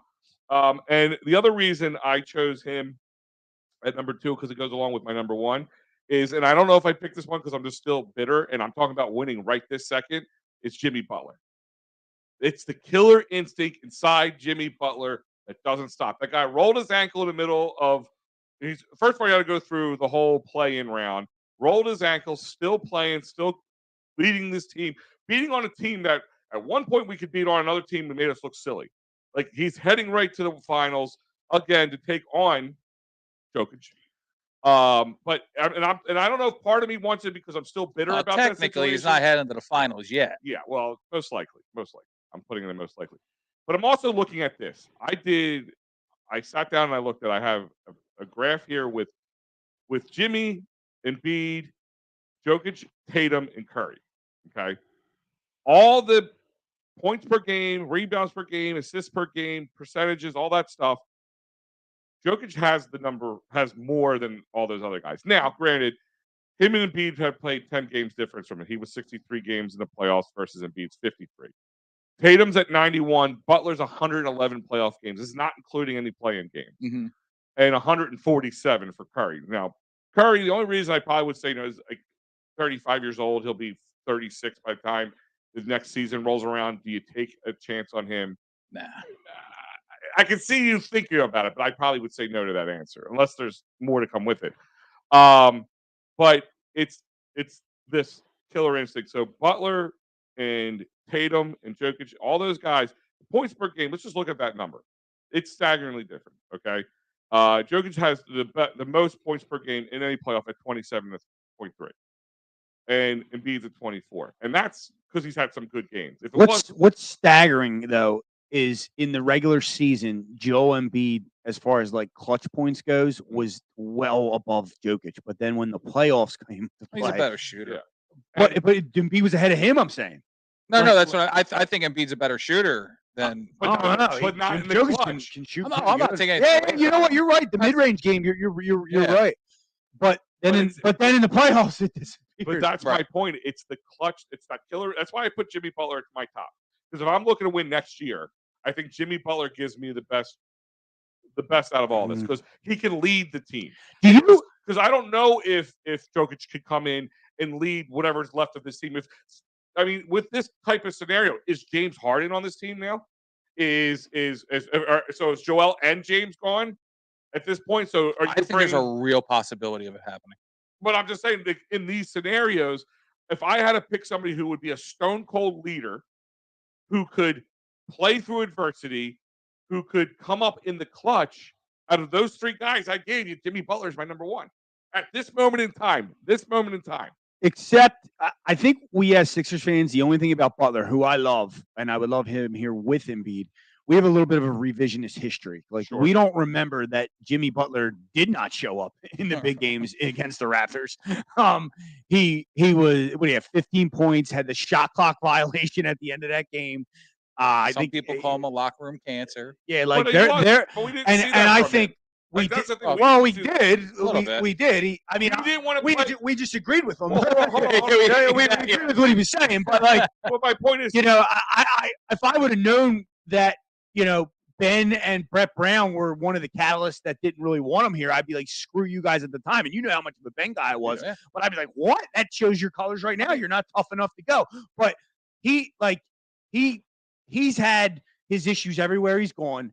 And I think the Heat and the way Pat Riley and Spoelstra do it has a big time deal to the success he would have. So if he came here with a new coach and a new everything, I could see issues arise. All right. But I'm not saying it's bad. No. I'm just playing devil's advocate. My thing is I look at some of the stuff you said, and I turn it around with this. We saw him give free stuff away to the workers at the Wells Fargo Center, real cancer in my eyes. He called something that we all didn't. Some of us saw coming. We weren't really sure. It was too early to tell. But he knew Brett Brown wasn't the guy. He knew Ben Simmons was not going to help us win anything. So in my eyes, leader. Here's a guy who could see through the BS, and that's why I'm saying if you're talking about winning next year, it's a close race between him and Jokic. But I would give the upper hand to him just from that leader standpoint. But he is older, so that's where it's a very thin line for me. Yeah, and you with your Luka pick, the only reason I go with him as one of my picks is because they have been he's gotten a lot of criticism because of his weight and staying in shape. And that's something that we have already gone through and continue to go through with Embiid So I'm thinking of that. Why would I want to bring that in, for another type of situation for that? One thing with Jimmy Butler is I know I did a post and people joke about it, the meme of him saying, effing Tobias Harris over me. Well, the one thing about that people don't remember is the Sixers offered him a $190 million contract and he turned it down. Hold on. But they did not give him the 5-year max. Gave him a 4, right? They had the choice between. Doesn't that mean he gets more money per year? No, you're the cap's weird in the NBA, so you can extend for your own players and go above. So if the player is here, right? But the sign and trade, he signed the 4. Yeah, because they gave it to Tobias. I know. So they came to him, and he knows. So he's a free agent. Yeah, he knows the Sixers can offer one of them a 4-year and one of them a 5-year, and they came to him initially. First deal, we'll give you a 4-year deal. Right. So the number was 190. So 4 years at 190 is more per year, but not overall, not more money altogether. He could have had another. Didn't Toby years. get 5-year 190? I don't know what it was. It was more money. It's more money to go 5 years though. Well, not if the number is the same as the 5-year deal. They're not. They're different. The 4-year and the 5-year. He was offered a 4-year 190. So there's a max and then there's a super max. I don't know the numbers, so we'd have to look it up. But the 5-year max per year is more than the 4-year max. I get what you're saying, but what I'm saying is Tobias Harris got a max deal of 5 years for $190 million. What I'm saying is Jimmy had one less year, but the same number that Tobias got for the extra year. That's what I'm saying. He's like Tobias Harris over me. You value Tobias Harris over me. They didn't come. Okay, I get what you're saying. And we know this from when him coming here, how jacked up in the head he is. Like to even play game. So he looked at it like, oh, you're gonna lowball me? You think Tobias is better than me? Like and him making those comments, I think validates that. But yeah, they tried to lowball him and say, we'll give you the 4 because you're older. And he's like, F you. I get what you're saying. That's what I think happened. You know what I mean? He figured if you value me the way I think I'm valued, you give me the 5-year, which he was right. Now, real quick here. Okay. I just remind you guys that the summer's coming up. All take our vacations. One great place to stop by to check out a vacation would be phillysportstrips.com. They got some great things coming up. They have the trip to Wrigley Field coming up at the end of June. Go catch the Phillies take on the Cubs in Chicago. Pittsburgh trip at the end of July. Remember, like Pittsburgh, who cares? First of all, Pittsburgh's playing some good baseball stuff right now. PNC Park is beautiful. And PNC Park is an amazing place. And if you're really looking to go all out, you can sign up for September into October. They're going to Florence and Rome for the Ryder Cup at Philly Sports Trip. So you can head across the sea and check it out. Or stay local in early September and check out the San Diego trip, which if you haven't been to San Diego, it's a beautiful place at Petco Park. One of those ones I got to notch off my list. I would love to get out to this one. But check out phillysportstrips.com. And also, they have announced all their away trips for the Eagles 2023 season. And they're even bringing some fans in. So check it out, phillysportstrips.com. Sorry, Joe. No, it's fine. One of my last things with the Sixers, you know how they can just turn their backs on this fan base in one foul swoop? Mm-hmm.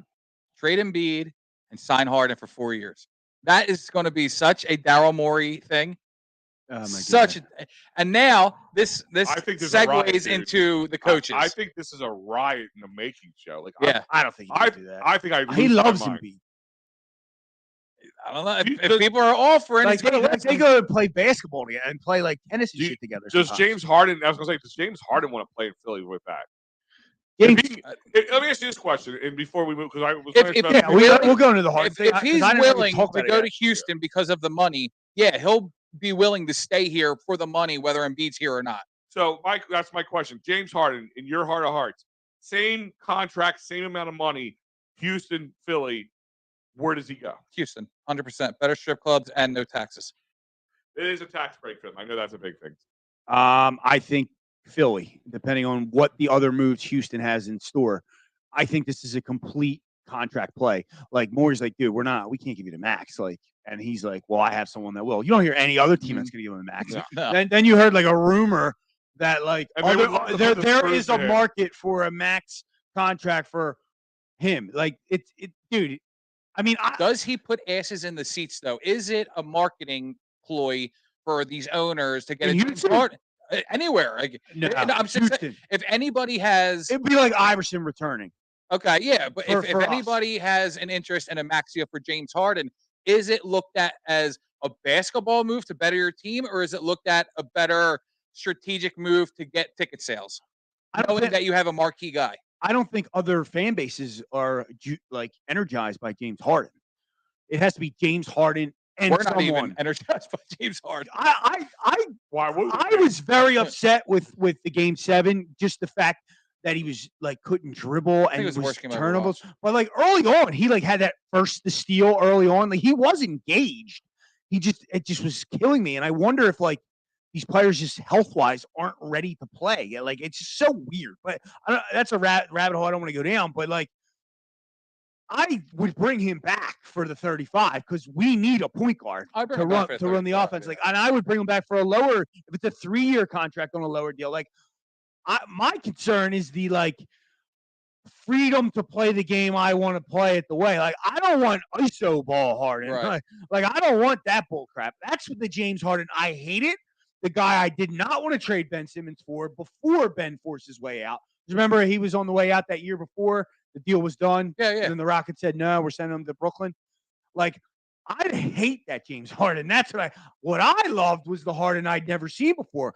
The guy that can drop 45 and go 20, 10, and 8, which that's what I want. So there's where the concern comes in for me. Like, what Harden are we getting with the signing of him? Because you have to replace him. Like, the pick and roll through the regular season was the best in the league. It was unstoppable at times. Embiid just stopped making his shots, and they suddenly started passing out in the playoffs, which is so odd. So that's where I'm at with Harden. I would bring Harden back. He did drop 40. Like, we get swept in that series if it's not for James Harden. We forget that. Swept. If Harden's not the guy, we're probably swept or we lose in 5. And the Celtics stunk in that series. They were not good, and they stink right now against the Heat. The Heat was the one team not enough against that I was us. concerned about. Didn't I say that when it was me and you? Yeah. I'm like, there's one team I'm concerned about that we don't match up, and it's not the Bucks and it's not the Celtics. It's the Heat. I'll give you credit. You did say. And it's not because like I just thought they're tough. I didn't know that. I didn't know that they would do that to the Bucks. I also said they probably lose to the Bucks, but I thought matching up with us. So, I just. Who do we replace Harden with? That is the question. Well, the other question is you're not getting $35 million off the books. You're only getting like 15-ish, 13, 14. Yeah. Yeah, you could only. Well, if he opts out, you're good. No, the salary cap's weird. You're basically only getting mid-level compensation back for.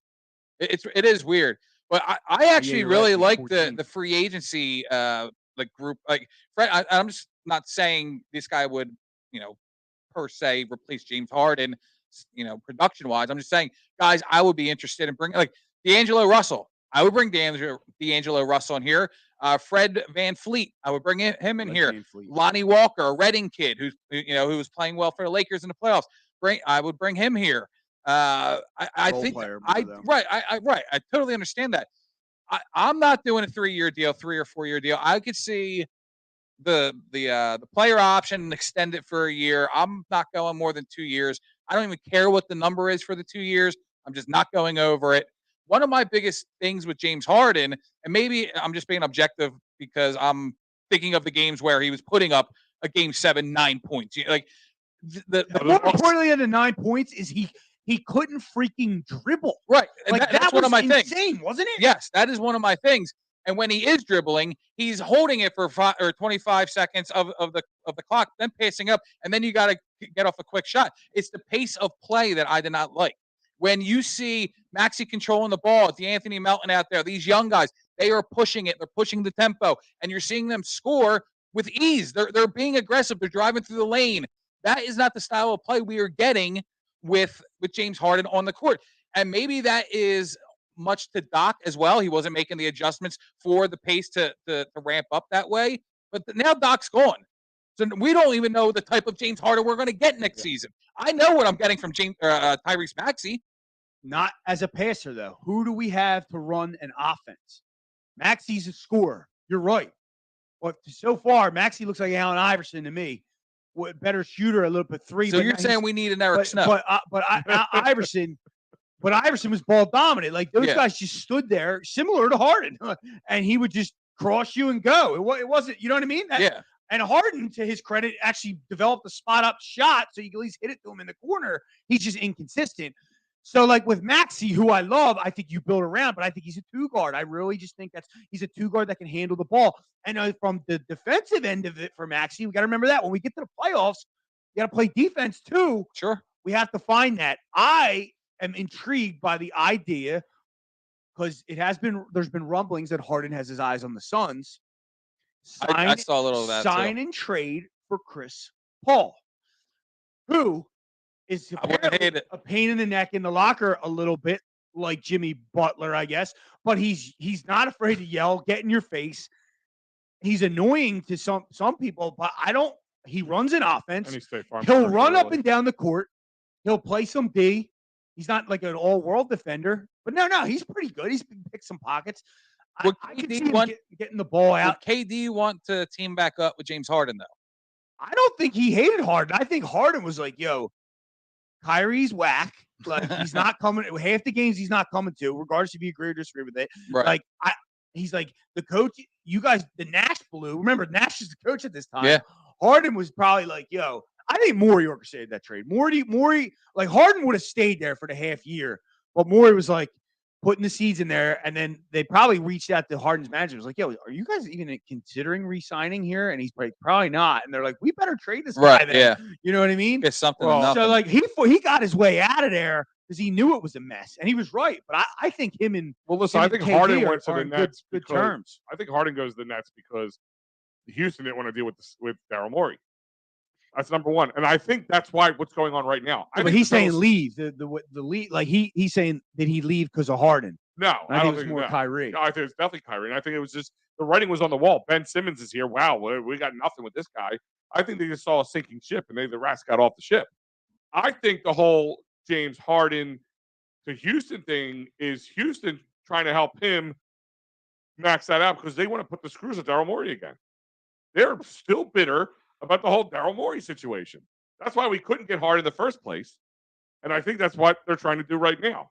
I think he ends up being a Sixer again. Because it was Simmons and Maxey was going in that deal. The initial deal. Believe that? Yeah. I want to... the only guy I would have back then, and now I wouldn't, I don't think, was the only guy I considered. And I didn't say I'm doing it. Matt Blong, if you're listening, he tries to say I said it, one of my boys. I really was thinking if we got Lillard back, we're putting him in the deal. But now I don't think I'd move Maxey at all. But we do have to find a point guard. Yeah. Somewhere. I'm a little bit more confident in Maxey's, handling of the ball coming up. Like I think I've seen enough. Even when they press him though, he has to run up and find James. Unless he's going to the basket and scoring. I don't know. It's not fair to say that he has to find James. That's just what they're told to do and what they're supposed to do. Yeah, I've always wanted that too. He could very well, if he wanted to, come up the court. And that's bullshit, actually, because Harden was giving him the ball at the end of games in the series to get him used to it. Like Harden, as much as he's annoying, he is a leader in that sense. He helped Maxey out and was giving Maxey the ball he was running the offense at the end of games in the Celtics series. And one game he was very successful, not as a passer though, as a scorer, which we love. That's his asset. Like, can he get the ball to Embiid in the post? Because Embiid's going to be here. Can he find Embiid? We always have had that issue. Who's going to get Simmons? Couldn't even do it. Simmons could get in the lane and find a guy open for three, but have trouble getting the ball to Embiid. What's more important, the facilitating or the scoring to you? Yeah, if you're the point guard, both. And we saw that with Ben, because Ben could facilitate, but if you can't hit the shot down, they're just going to sag back on you. If you're never going to take that shot, it's never going to happen. With Maxey, I feel like they just play up on him because they know he's not going to find. Maybe he develops it and finds it, but vision, I don't feel like vision's a thing you always had. Like Maxey in college wasn't a vision guy. He's a streaker, a slasher. But James Harden changed his style of play to become that passer, that facilitator. But he could still pass in like he had high assists. This is the second time he's led the league in assists. I didn't know. Okay, I didn't know that. Like he decided to do ISO ball. That's what he wanted to do. I hated it, but he could still pass. He still found, and in Arizona State. But is that what he's saying that he wants to get back to, and saying he wants the freedom to play his style of ball? I don't know. Right. I don't know. That's right. That's the thing. I don't. If that means he might be a great passer now, to your point. But if he wants to play ISO ball, then that's not the guy you want here anyway. Right. You're right. But we need to have. That's not my point. Is we have to have someone here that can do it. I'm just here for the comments. Speaking of comments, who can we find to do it? Dave Yarnell wants to know, what do you guys feel about Kyrie Irving coming to the 76ers and playing with Joel? No, I want to do it.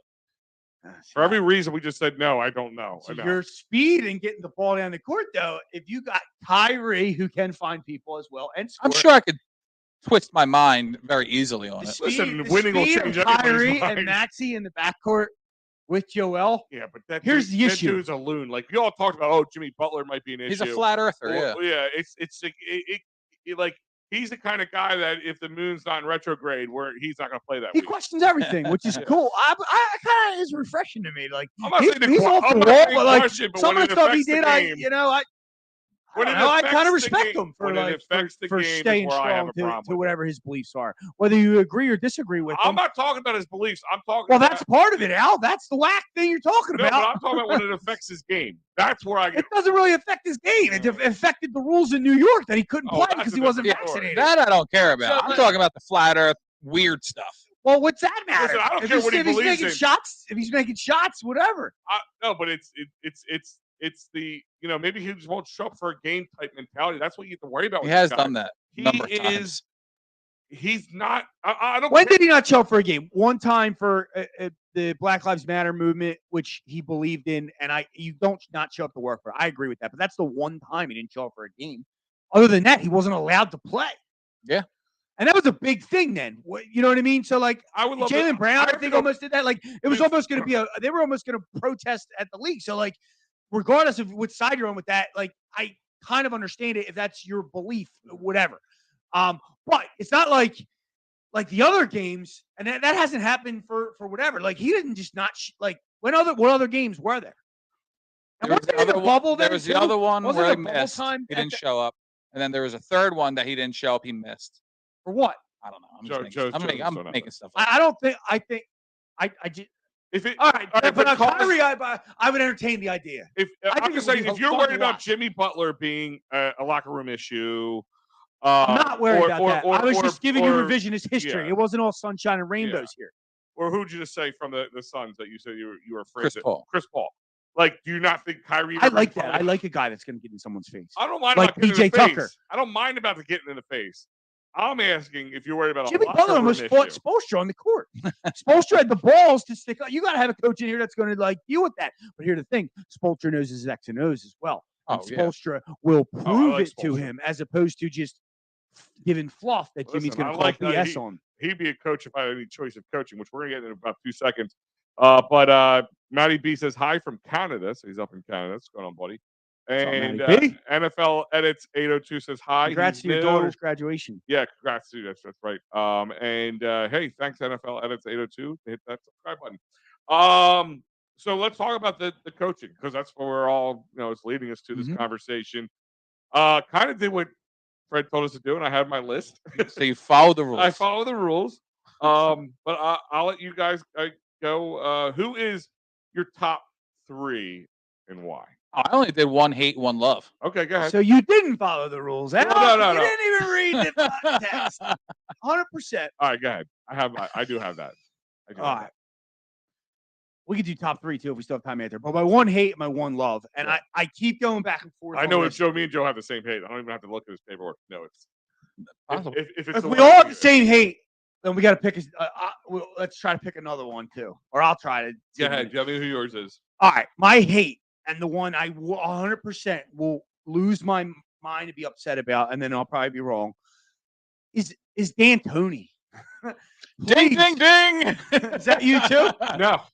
All right, good. That's my hate. Yeah. But that's my second hate. I'll just say why. Then I won't, because you'll probably have similar points. Then I don't get the D'Antoni thing. He ran, and I know he adjusts, and he ran a different offense with the Suns that he did with the Rockets, especially if Harden's here. I don't want Harden to be able to and D'Antoni to do the thing. It didn't work. He didn't win a championship. And people are like, oh, well, they were a Chris Paul injury away from getting there, but they still might not have won it. Maybe they would have, but he proved to not be able to do it with the Rockets as well. Like when he was here for a year, he never actually coached Embiid. His style of play most assuredly would be the end of Embiid. But who are you bringing back for Embiid? Like we talked about, you're probably not getting a star back. So I don't. He's an offensive heavy guy. If you did do it, you'd have to bring in a defensive specialist on your bench. I just don't like we've seen the pretty regular season teams. Well, we're pretty every regular season. I just don't want D'Antoni here. Ditto. Yeah, I don't like the James Harden connection, the recycling of it, the Daryl Morey, as the president of the Sixers. This, how I said, trading Embiid and re-signing James Harden is such, to a Max Deal is such a Morey move. This is also such a Morey move to even throw Mike D'Antoni's name in there. We've seen it. I don't want to retrend. And that's just really my bottom line with it, because I don't want to see the recycling of a James Harden, D'Antoni type of offense that is heavily offensive. And what's he going to do with the defense? I don't think he knows how to put together a complete defensive team. One thing I will say, because he's not your hate, so I want to just elaborate on one positive that would be fun to see. Guard play has excelled under him, James Harden being one of them. That's my reason he's not my exact Tyrese Maxey in his offense would be electrifying to see. Now, but if you're worried about Harden going back to ISO ball, D'Antoni is the worst coach to bring in here. If they run that, I don't know. He has shown to adjust, even like when they went to small ball the one year when they realized it and they went on a run doing small ball. I hate it. I don't want him. Yeah. I'm just trying to pull one positive. If it does happen, it would be Tyrese. There's only a reason he's not my hated one. He's the second hated one. All right, who's your hate?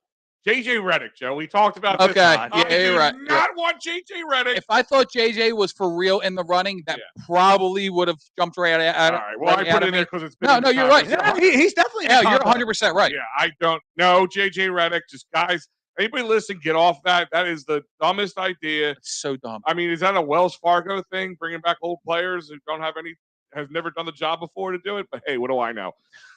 Yeah, Flyers, I'm taking a shot at you right now. But I missed the memo that JJ Redick was such a good basketball player that it would translate to be a head coach someday. I missed the memo where he coached anything that wasn't Little League. I don't get this. I didn't even coach high school. Like, seriously, it's outlandish. And the fact that people were liking it scares the shit out of me. But we'll get past that.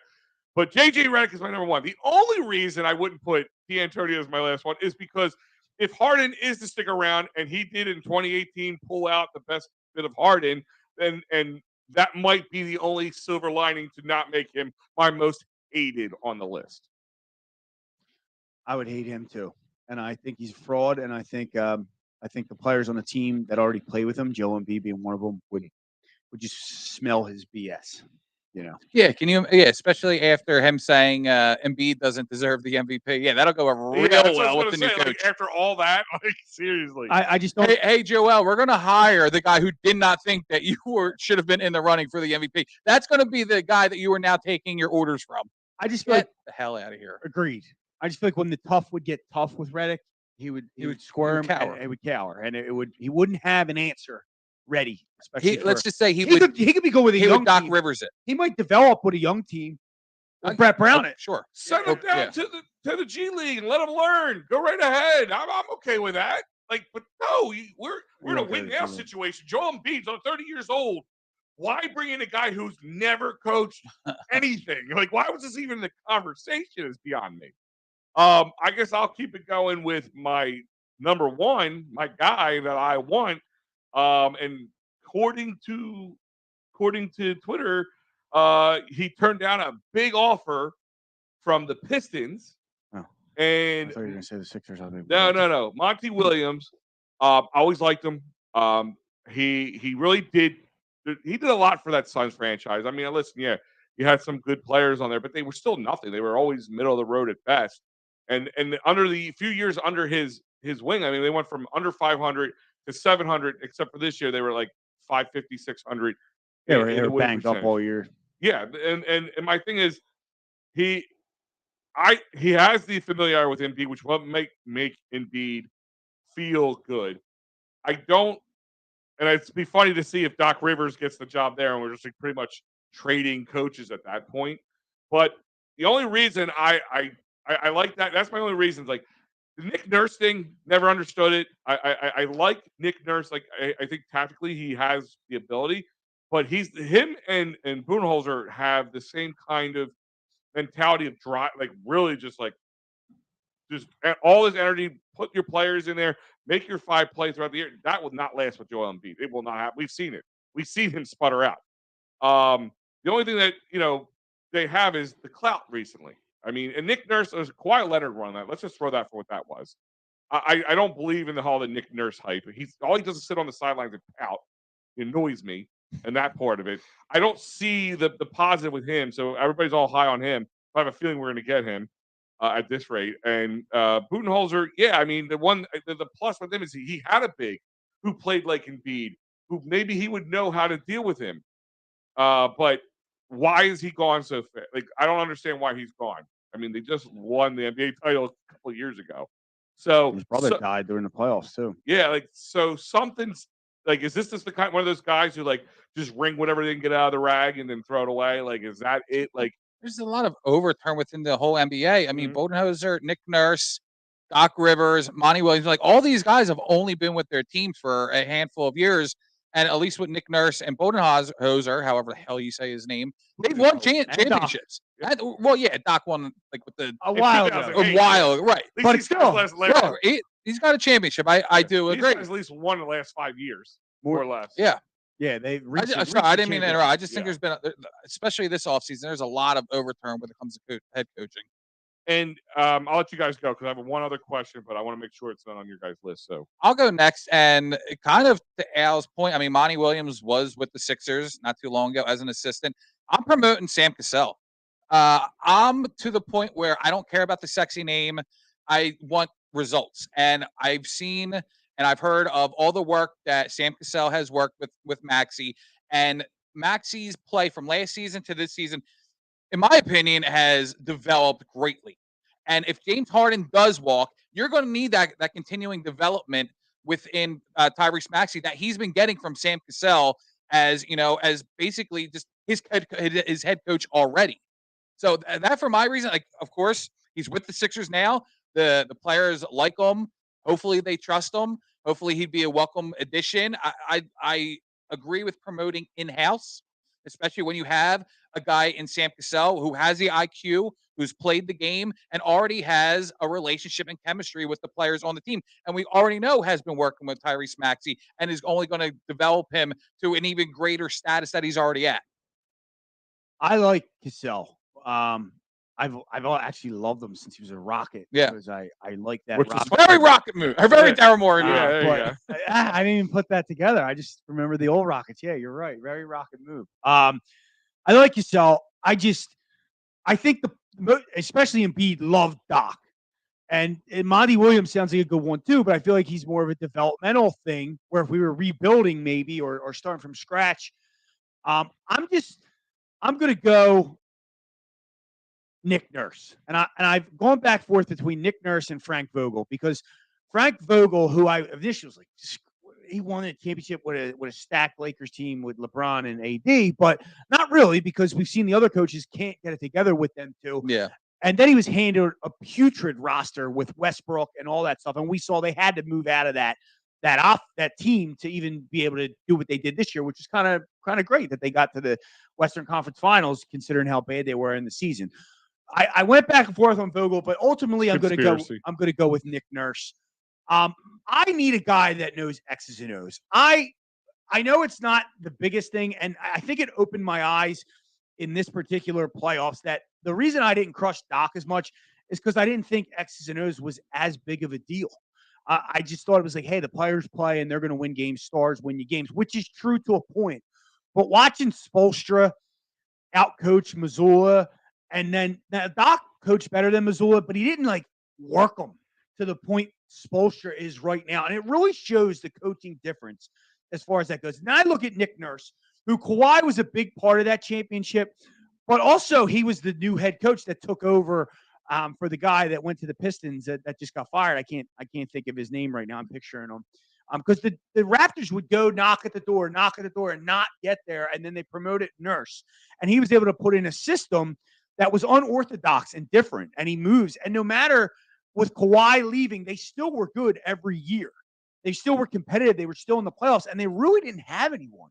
Like Kyle Lowry, he's a 2-3, and you see him now. He was playing sparingly this year. He's playing more now in the playoffs. Once Kawhi left, who did they have? Pascal Siakam, who's a good player. You know what I mean? But they're not stars. They're not superstars. They should have been probably the 7th seed this year. They fluttered out, and he got fired, not because of his coaching style, because of his disagreements with management on how to develop these players. We've seen time and time again the Raptors' defenses be awesome and confuse Embiid, like stop Embiid. Eventually, we got through that last year. I just feel like he could come here X and O wise and really change things. Now, the problem, though, with him, and I don't know if it's necessarily a problem because I hate the high three-pointing. I think if you live and die by the three, you're probably going to end up dying by the three like we did. Most likely. But he was like putrid. Those Raptors sheets were terrible with the three, like ranked bottom 20th, I think, in the league. The other positives, though, they're good with transition O and D, which we're always bad at.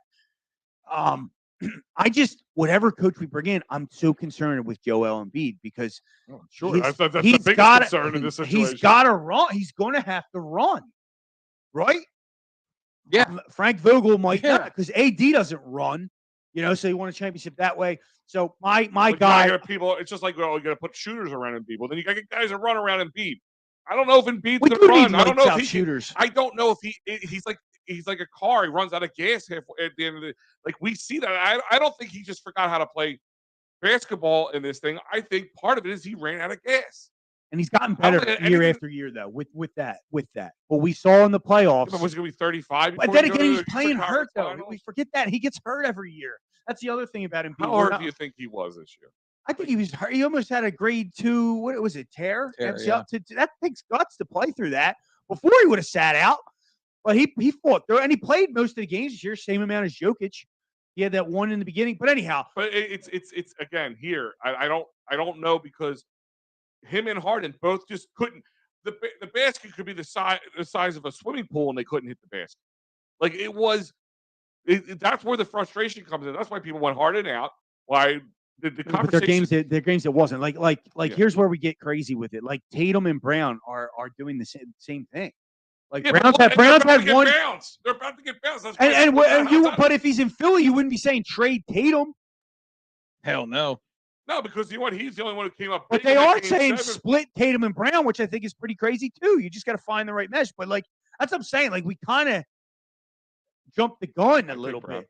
But I don't know. They're doing the same thing in Boston what they did here. And Tatum, besides that game 7 against us, was 0 for 2. But we're going down a rabbit hole. That's my coach. Nick Nurse is the play. I think we're not going to get him, though. I actually think he's going to end up with the Boston Celtics. And we're going to just watch him unlock Tatum and Brown. So one thing on the Cassell thing. I like Sam Cassell, and if they moved him up, I'd be totally for it. I just wonder, part of me wonders, like, because they struggle, like, well, Sam's been on here all the time, but, like, you have to kind of wonder, like, with Sam, how much of a voice did Sam have? Was Doc like this overwhelming cloud who just didn't let anybody get in and like it was my way or the highway? Or was Sam Cassell part of the deal? And, maybe that's why they're not. There's a reason why Sam's still here, though. True.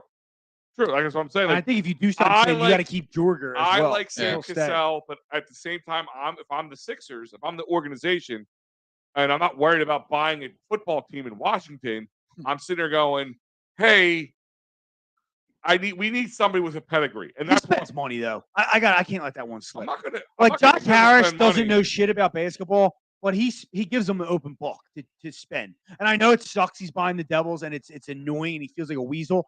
Oh, he owns the Devils already, or owns the Devils, and is trying to get the Commanders, Redskins, whatever. But like we can't. We had owners. About to have to again. We had owners here that would hold their checkbook and not spend. So you gotta give him credit that he hired people that supposedly know what they're doing, and he's just staying out of it. So Dave Yarnell saying Celtics in 7, book it. That means they have lost already. God. In 7 what? They would have to win game 7 games. Come on, stop it. They have to win 7 games.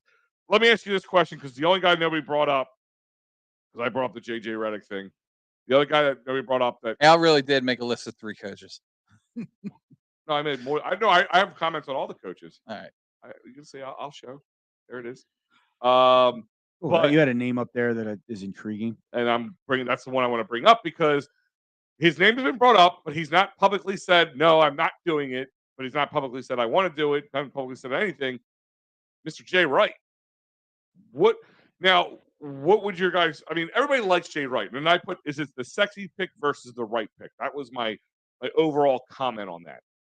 Joe, is he the sexy pick, or would he, in your eyes, he's the right pick? 100% the right pick. And why? That's why I want to know. Because I love him and he's dreamy. That sounds like a sexy pick answer, but keep going. Yeah, and then he'll bring Josh Hart back and DiVincenzo. They're all free agents. No, to be honest with you, no, I just the Nets. It'll be yeah, of course. Yeah, it'll be Villanova all over again.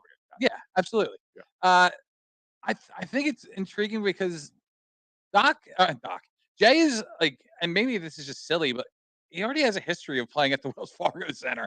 He's won very important games already here in Philadelphia. He's a known winner. I think he absolutely gets the max out of his players. Look at the 2 national championships he's won.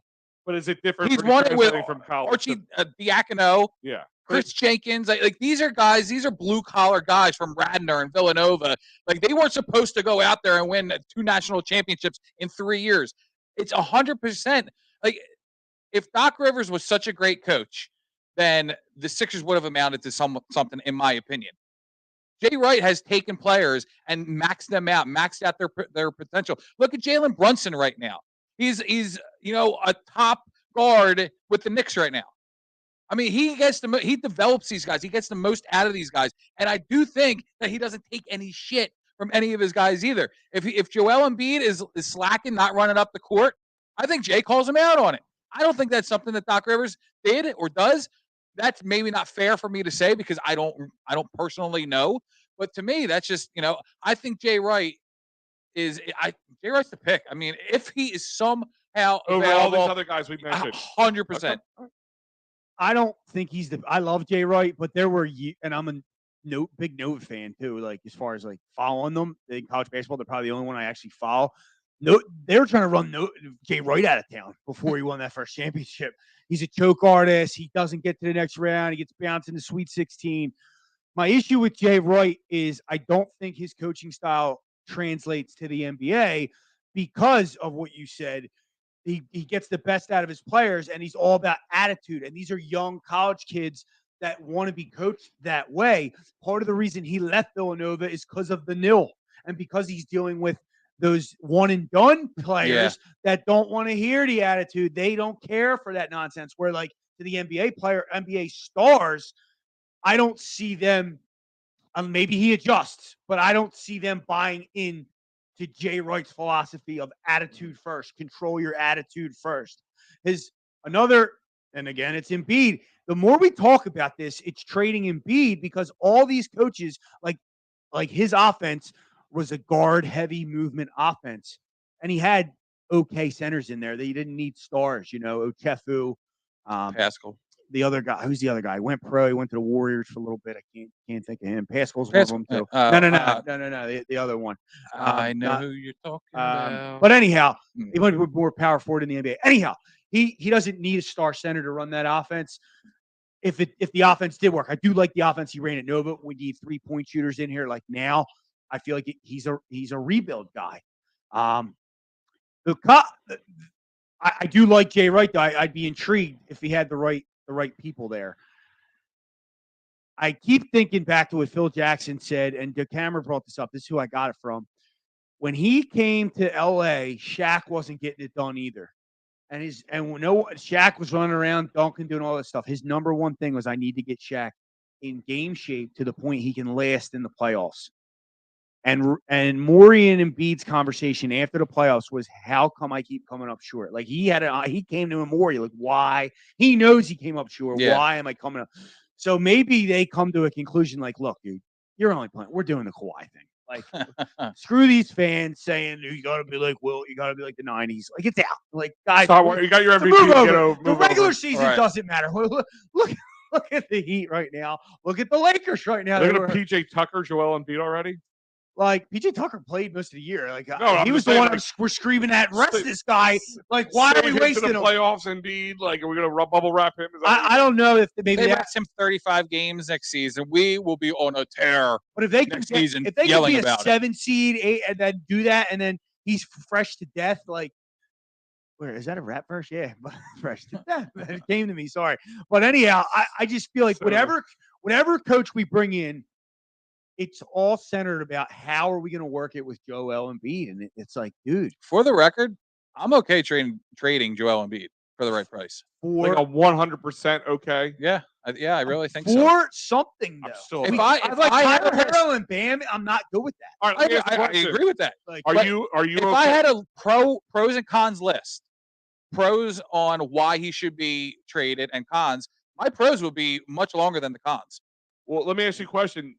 When you say for the right, and I'm not even talking about compensation. I'm talking about Embiid on the court, injury, not hustling, like little things like that. Sorry. Go ahead. When you say for the right price, mm-hmm. when I'm not going to ask you about compensation, but if the compensation includes either future stuff like picks mm-hmm. versus players now, like to win now, what is your thought on trading them that way? Like, I think you have to have a mix of both. What? Yeah, I'm okay with no matter what, to be honest with you. Like, you're okay if they said, listen, we're trading Joel. We're not worried about winning in the next couple of years. But also, if they were to trade Joel, I'm also with the mindset that Harden's already out of here too. So I'm almost going back to a mini process, but not that drastic. Yeah. If you trade Joel, I feel like it has to be a rebuild because I know we talked about our trades that we can bring back, but I don't think you're going to get compensation back in that matter of a Tatum or a Jokic or a whoever.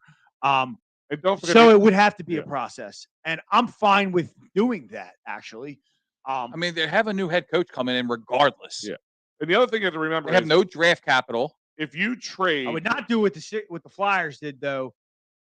Do a rebuild and then bring in a coach that's going to push these guys to the max. Yeah. Like, we need to freaking lose, get a top pick, and maybe lose again.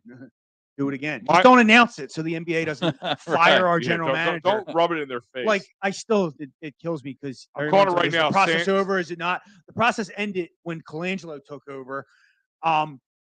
But I still am so intrigued if Sam Hinkie was here, what he would have done. Because I know I'm calling it not now. Have Sam gone Hinkie into that DC. draft. He will be in DC. I'm calling it. He's done. He doesn't even want to do it. He hates what the NBA did. He's like, I think he's bitter. Didn't he go to the Denver? Didn't he go to Denver Broncos for a short time? Didn't he work for the Broncos? He was connected with the football team, I believe. Yeah. Consultant, yeah. Yeah. But the thing is, you have to remember, if you trade Joel Embiid, right? And you trade him to a contender, say Miami. That's just where everybody always thinks he's going to go.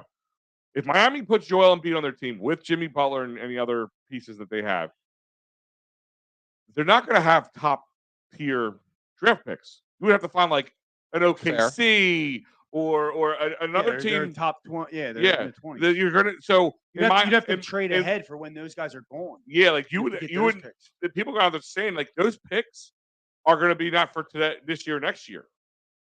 You know, and we're in 2023, so maybe 2026, 2027, well, how about this? Like, no, your point is very, very fair. I mean, what about this? I mean, I think my one contingency on trading Embiid was it can't be in the Eastern Conference. So Portland's got that number 3 pick. They want to, trade that, get some assets, and pair Dame up with somebody. What if you get Portland's number 3 pick for Embiid, and then they have a starting of Dame, Embiid, Thibault, and whoever the hell else they have out there? I need more than that. Okay. I can't just have one lottery pick for him. He's just coming off an MVP season. Gobert got 4 first-round picks, and, that's what I need. I need 4 first-round picks and the 3. I need the haul, like you said, the haul. Yeah. I'm not doing this just to get rid of him. I'm realizing, hey, he's at peak value, and we can get that. Right. But then once he falls off of peak value, it's almost like, it diminished Embiid in 2 years with plenty of cap room, Maxey 2024. Right. That still plays defense. He's you saw Tatum. he would not go near that lane. So, like, a diminished Embiid that's going to just play that role, adding more talent around him may be beneficial 24, 25 as well. So, right. And I think my biggest concern, and listen, like, I'm not saying run Joel Embiid out of town. Like, if he's back, great. I love him. However, what my biggest thing is like, he's 7 foot, he's 300 pounds. Like, when is his body going to start to break down? He's pushing 30. I mean, we already see him not be able to stay healthy for periods. Like it's not only the playoffs where he's hurt. Like there's multiple times during the season where he's hurt, where he's out for a week or two. That takes a toll. I mean, he's always having to come back from something.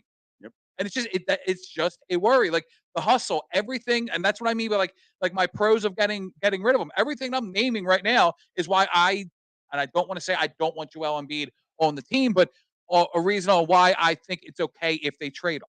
All right, guys. I want to thank everybody for joining us tonight. Amazing show. We went over a little longer than we normally do. I actually got more if you wanted to keep going. I think we have to. Got it. Yeah. So, guys, remember, check out EoP Sports here, EoPsports.com. Great lineup here. One small change on this graphic. Thursday is actually going to be Talking Philly Sports with Matty B at 8 as well, because his kid graduated and we had to move his time slot. So, other than that, everything else is the same. Plenty of stuff going on here. I want to thank Cherry'sTickets.com, a great sponsor. Go to Cherry'sTickets.com, check them out. No hidden fees, and use that promo code EOP10 to save 10%. Go to cherryinjurylaw.com or call David R. Cherry at 610-565-0300 for your workers' comp, motor vehicle accidents, personal injury, and criminal law needs. And don't forget phillysportstrips.com for just amazing trips. Check them out. You can check them all out at phillysportstrips.com. Tell them EOP sent you. Other than that, I am Big Al. I'm Joey Sheeran. I'm Freddie Burns. And we are out of here. There's one thing I want you to do for me. What?